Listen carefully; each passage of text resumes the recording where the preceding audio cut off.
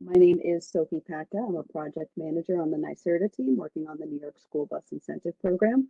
And today's presentation is going to be focused on managed charging, and will feature an overview of what that means, how you can implement it in your district, as well as information from Flipturn, a charging management software provider, and Consolidated Edison, who will be sharing a little information about utility program offerings.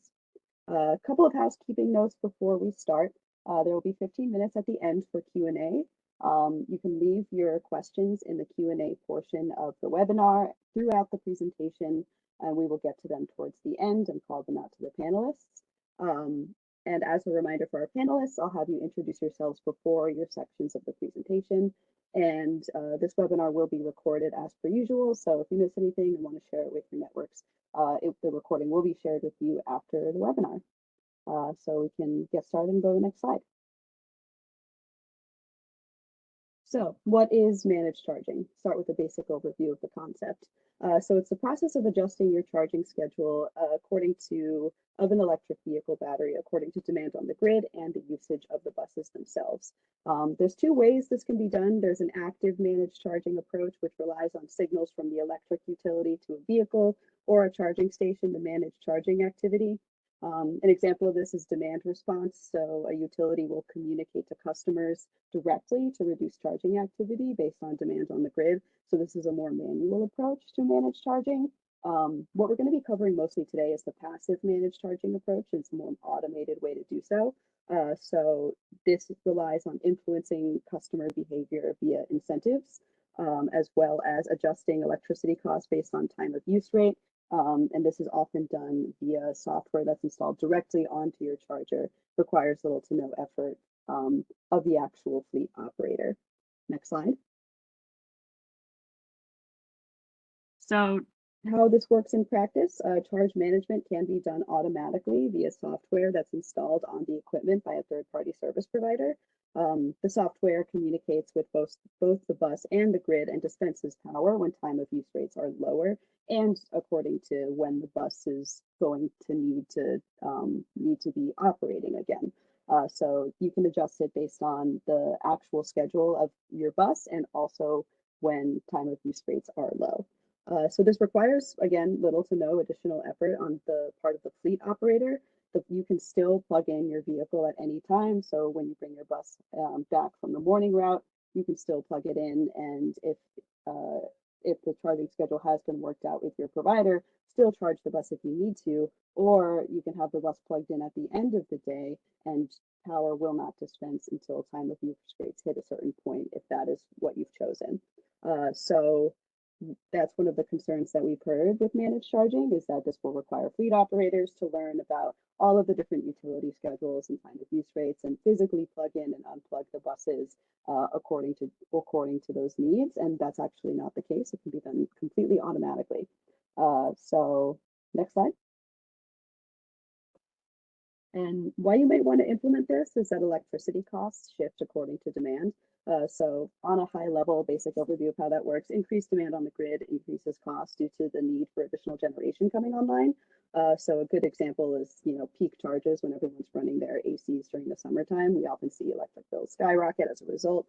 And an example applied to school buses is that charging your bus during the day may end up costing you more than charging your battery all the way at night because, there's more demand on the grid.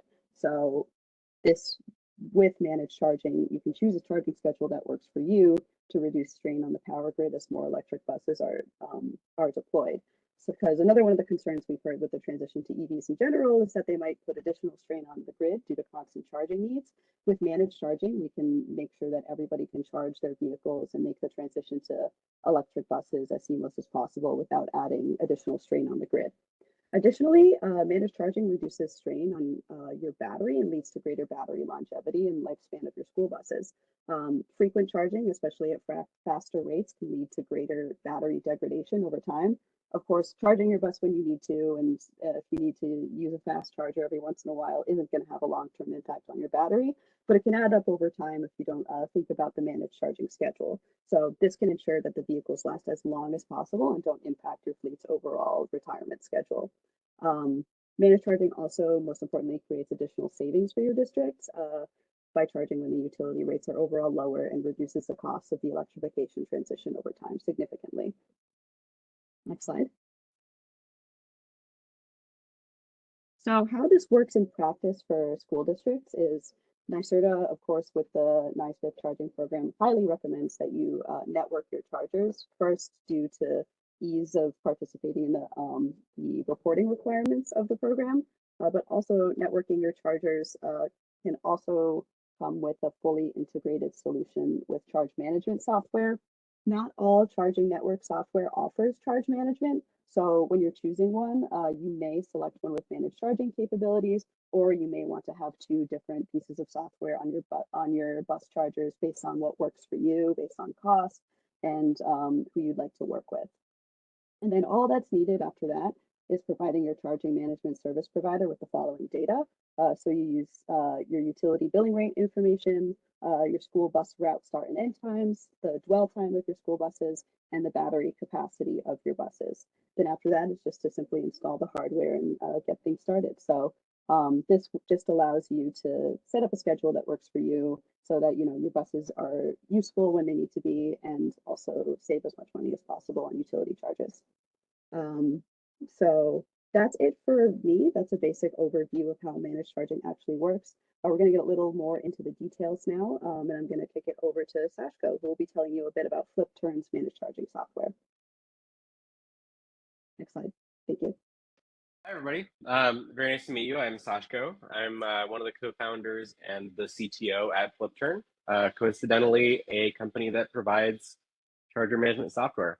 In this presentation, I'll talk a little bit about Flipturn, but mostly I'll be talking about things that are relevant to almost any sort of managed charging solution.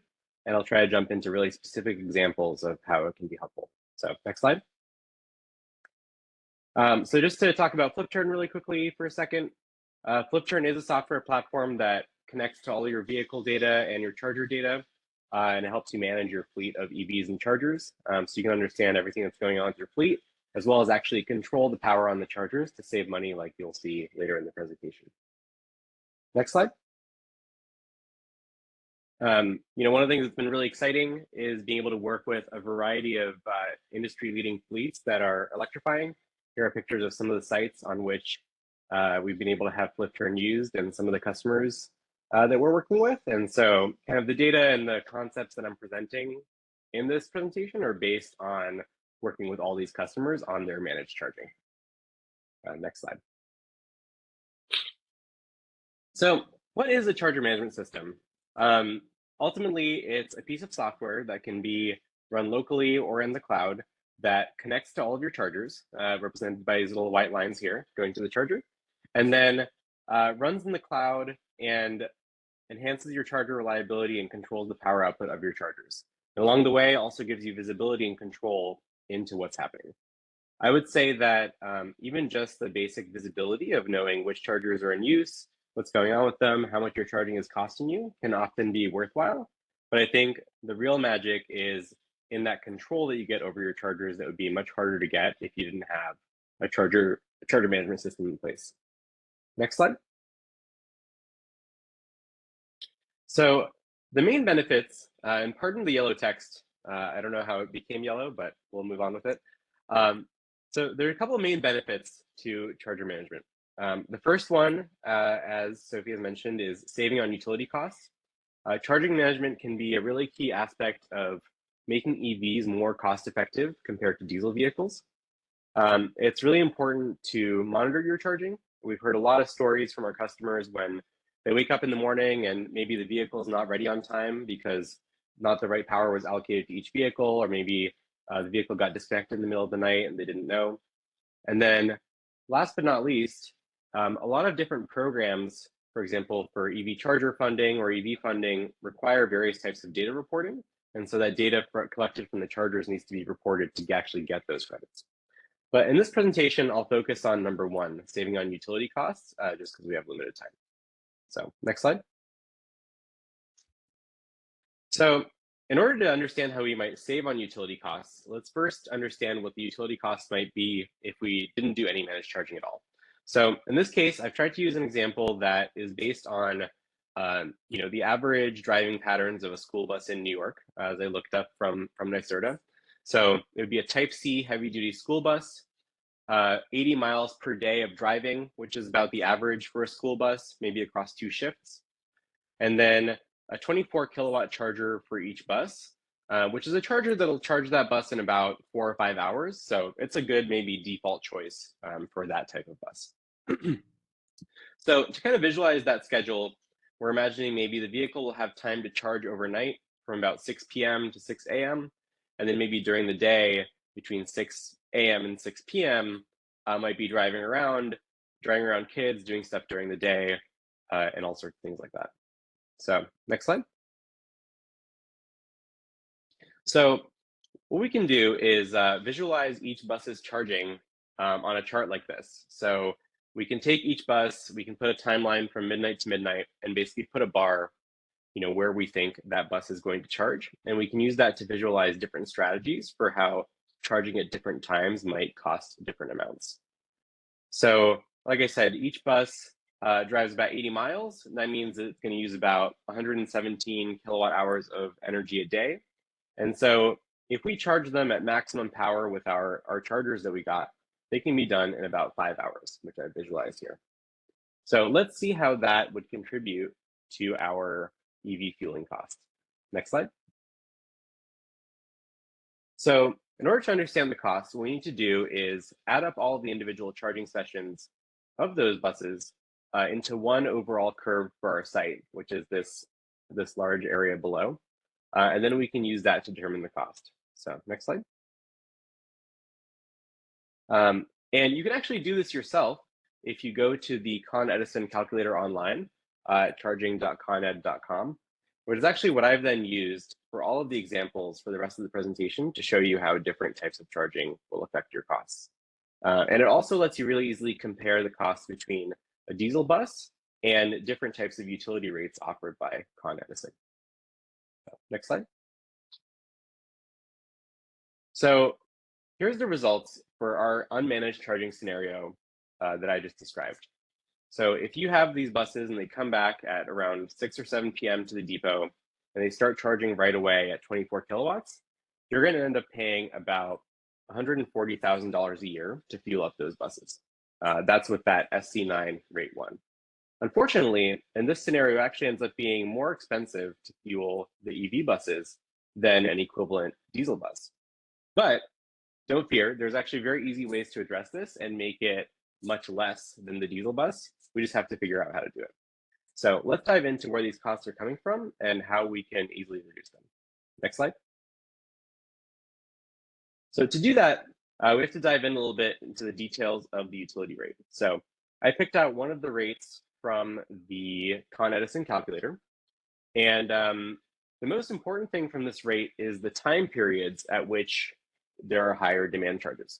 So in this particular rate, the highest demand charges are from 8 a.m. to 6 p.m. And then they're still relatively high from 6 p.m. to 10 p.m. But from 10 p.m. to 8 a.m., things are much cheaper.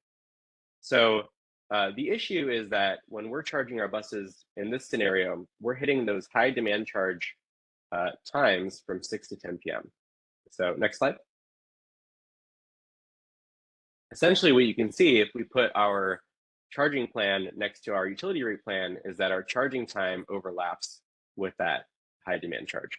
And this might not look that scary, but it turns out that the high demand charge time from 6 to 10 p.m. can cost as much as 2 to 3 times more than that green period from 10 p.m. to 8 a.m.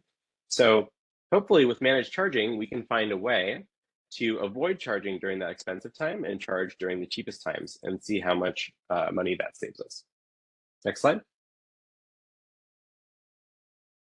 All right, so one of the main functions that charger management can do is allow you to set a schedule for when charging should be allowed and when it should not be allowed.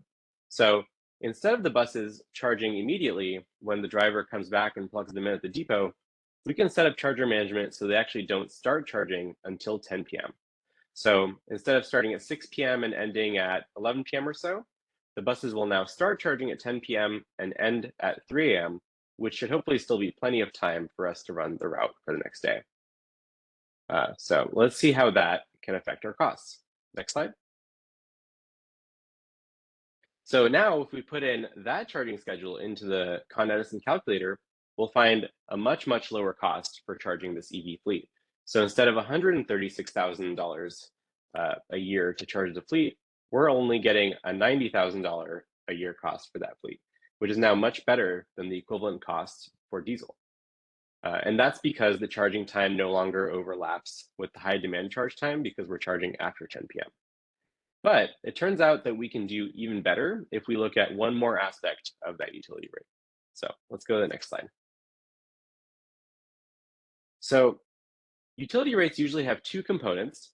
One is kind of an energy charge for how much fuel you put into your EV vehicle. But another really big one is called demand charges. And demand charges are about how quickly you charge. So it turns out that in this particular scenario, the demand charges are 86% of the cost. And so it's not that we're getting charged to put those electrons or something like that into our bus. It's that we're getting charged because we're trying to charge our buses really quickly. And that's causing 86% of the cost. So if we can find a way to charge more slowly, that might also save us a lot of money. So let's go to the next slide. So if you look at those demand charges, you can see that you're getting charged as much as potentially $24 in the summer or $7 in the winter per every kilowatt of power that you use, right? So for example, if you have a 24 kilowatt charger, that's X dollars. But if you were only charging at 23 kilowatts, now you're saving potentially $24 a month. So let's go and see how slowing down our charging would affect our costs. Let's go to the next slide. So instead of running our chargers at 24 kilowatts, we're going to instead run them slower. Next slide. We're going to run them at 15 kilowatts, which is still enough power to get them charged by 6 a.m. So we're still going to start charging at 10 p.m., but we're going to end charging at 6 a.m. And that's going to bring our total power down from 240 kilowatts to 150 kilowatts. And if you multiply that by those demand charges that we saw, that's going to be an awful lot. So let's get the results. Next slide.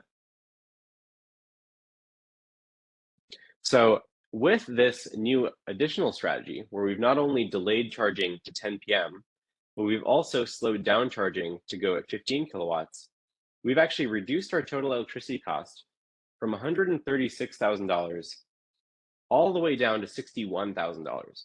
So just by taking those same exact buses that are driving the same amount of miles and just using charger management to charge them at a different time and at a different speed, we can get a 55% reduction in utility costs. And that's pretty much with no effect at all on your operations.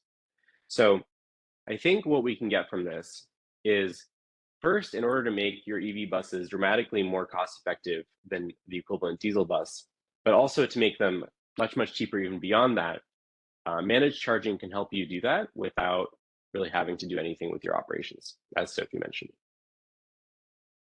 Cool. Next slide.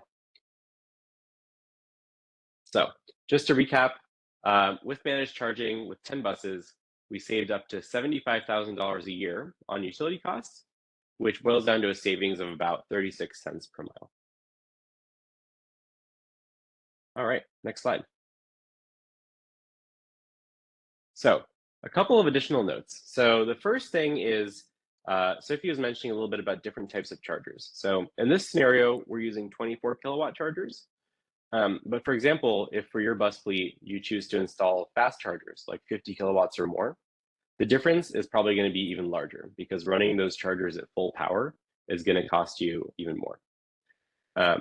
Another thing to note is that people often focus a lot on the costs of the energy, but it turns out that the demand charges can often be the biggest impact on your utility costs, but they're often a little bit harder to calculate and understand. And then finally, I'll note that this is kind of a simulated example from the Con Edison calculator, but the result is proportionally correct to what we've seen in the field with our customers. We've got case studies about this on our website. For example, here's a quote from Jason at Titan Freight Systems, who found that using charger management with Flipturn lowered his electricity costs from 40 cents per kilowatt hour to about 18 cents cutting the fuel cost of his fleet more than in half. And that's a real world example. Cool. Next slide.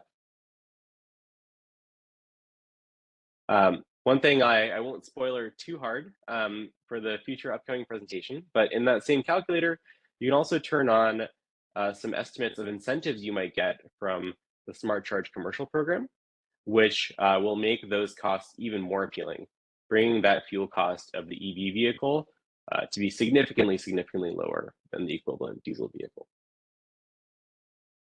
Next slide. I mentioned a couple other benefits of managed charging, so I just wanted to recap those in addition to those cost savings. So one is sometimes it might be required to stay within specific utility rates. So for example, the rates we described here only work up to 1500 kilowatts. So depending on how many chargers you have, you might need to use charger management just to stay underneath that. It gives you more visibility into your charging operations and integrates with other fleet systems like telematics and TMS.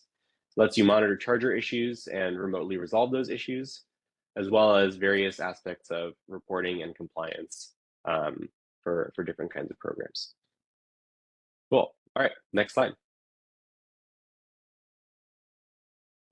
So just before I close out, I wanted to mention, how do you actually set up one of these things? Because sometimes it seems like, in order to get all these different benefits, it might be a lot of work, but often it's actually quite easy to set up a charger management system on your chargers. So some charger vendors come with it out of the box, and that's definitely an appealing choice if you want something that just works.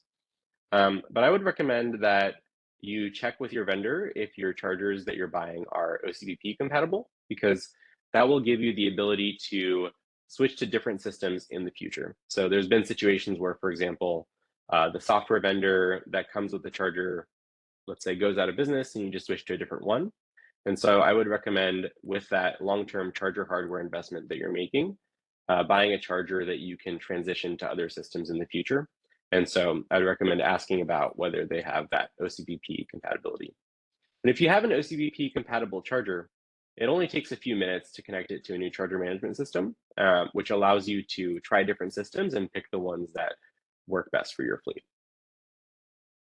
Cool. Next slide. And that's all. So just to recap the main conclusions, I would say that charger management is pretty key to managing EV fleet costs. You can save up to 55% on EV costs, compared to not using charger management. Save as much as 36 cents a mile on your fuel costs in that bus scenario. You definitely want to tailor the charger management strategy to your fleet schedule.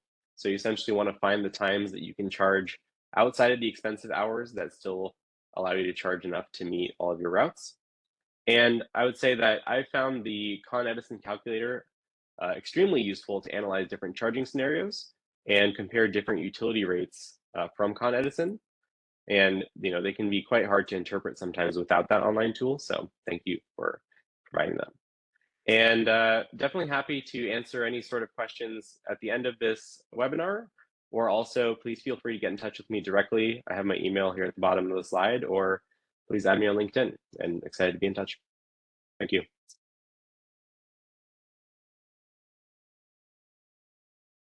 Awesome. Thanks so much, Sashko. And next, we'll be kicking it over to the Consolidated Edison team. So we can head to the next slide. All right, and I'll kick it over to Nelson and Veronica.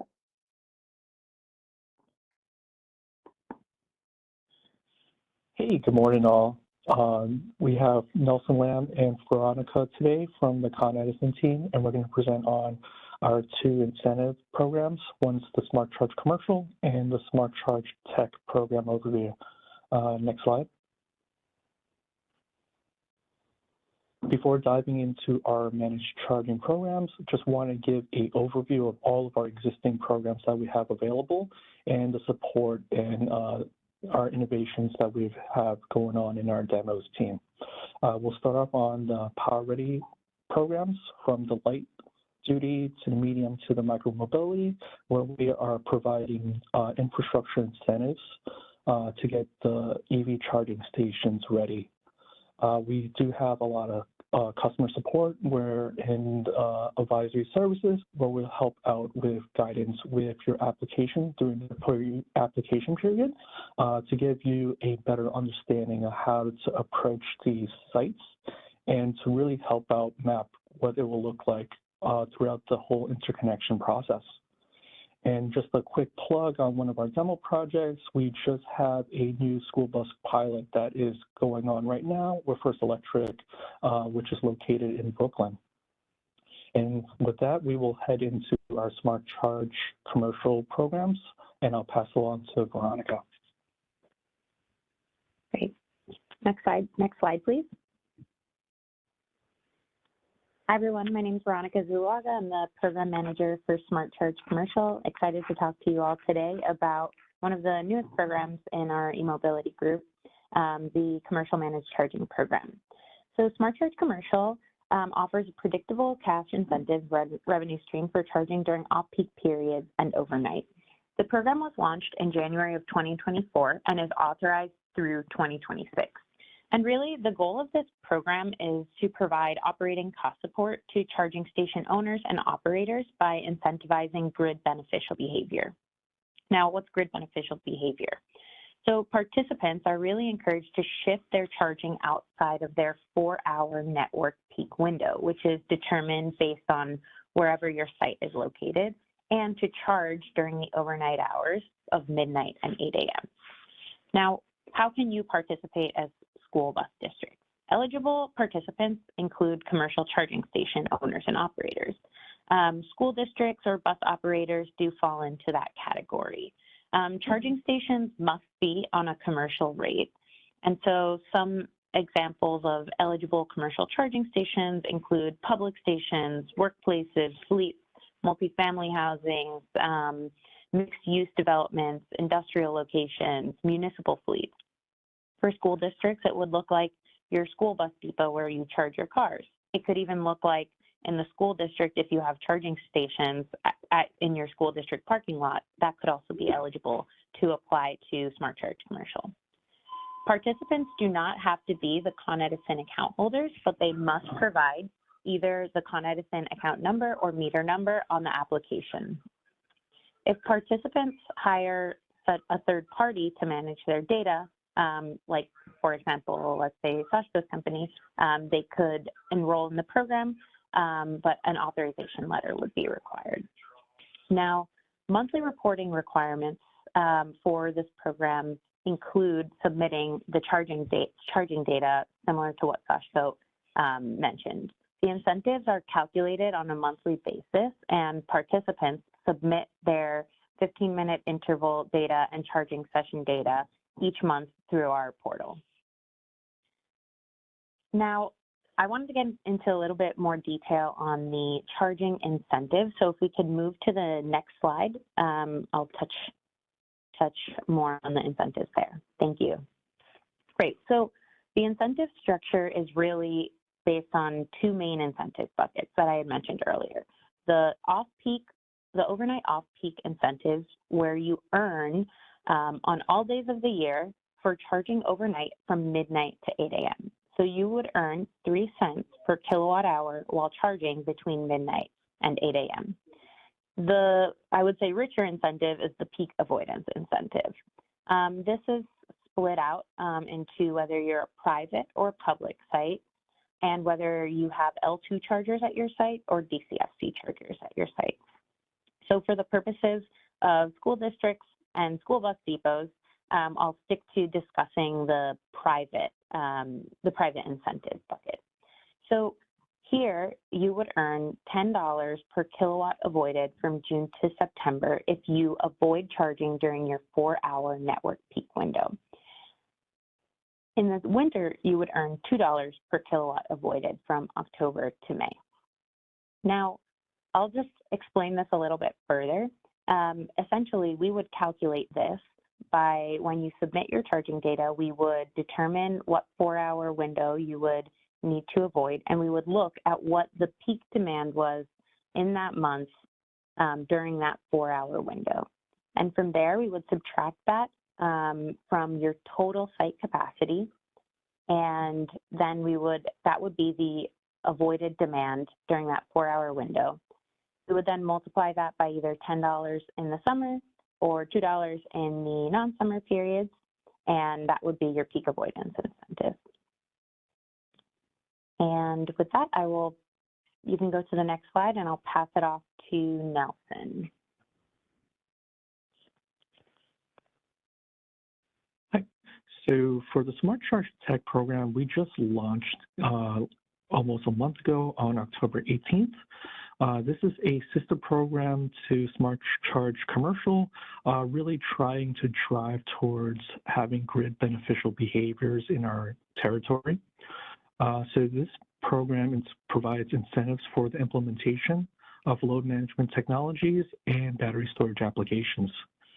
We currently have $6 million in funding for the project itself. And on the bottom left, you have the links below to the website and in the distribution list email to have any questions after this webinar. We will go through the incentives and eligibility in the next slide. Next slide. Yep. So for Smart Charge Tech, we have two main criteria for program eligibility. The first piece is the participants themselves will need to be enrolled in one of the following programs or rates. This could be Smart Charge Commercial, Demand Charge Rebate, or the future EV phasing rate, which will launch next October. The next piece is the load management technology, where we will provide incentives for the installation of these technologies, broken down into 4 different segments. They could be load management software, energy management systems. This could be hardware and or software based, and battery storage. This could be integrated into EV chargers, or they could be on-site batteries. With these technology segments, we do have a list that just recently published on the Joint Utility site that provides more eligibility requirements for these technologies. They are broken down into safety certifications and minimum capabilities of the technologies themselves to really hone in on the operations. And for also attendees on this call as well, the link below is the main Smart Charge Tech program website. This will give you access to, for folks that are outside of the Con Edison territory as well, we do have this program eligible for the rest of the New York State utilities. Next slide.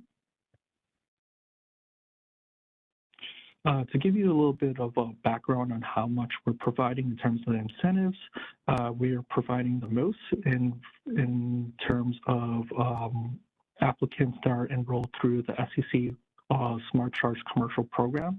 So we are providing up to 90% of these calls through load management software. For battery storage applications, up to 60%. And in terms of the hardware piece, it is up to 60% as well. So what these incentives will cover is the customer side and utility side upgrades. And the good thing is that it's also able to be stackable with other programs, either through our internal Power Ready applications or external programs that are out there. It's also able to cover software subscription costs up to 5 years. And also mentioned before, any incentives or awards won from other organizations will also factor into these incentive calculations. One caveat is that the total incentive payouts will not be over the total project costs. And lastly, for every project, we are limiting the incentive payout to 20% of the incentive budget. For this scenario, it will be $1.08 million.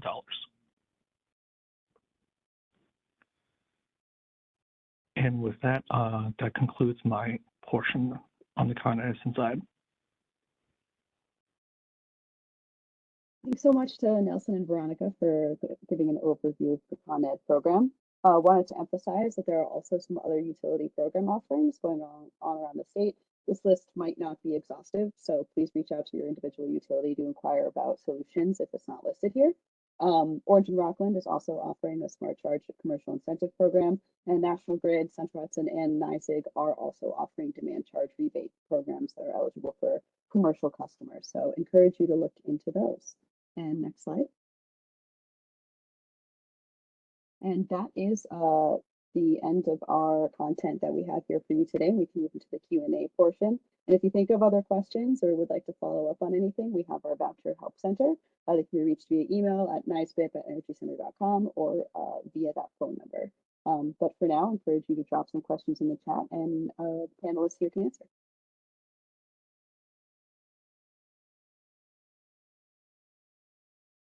Hi, Sophie. Hi, panelists. Thank you so much for the time. I am looking at the Q&A box and I don't see any questions right now. So I'd encourage anyone who's on the call right now, if you have any questions, please go ahead, throw them in the Q&A chat. Happy to answer them.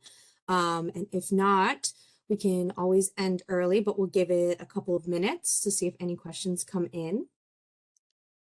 Sounds good to me. I assume that means we covered everything perfectly and clearly. And the question.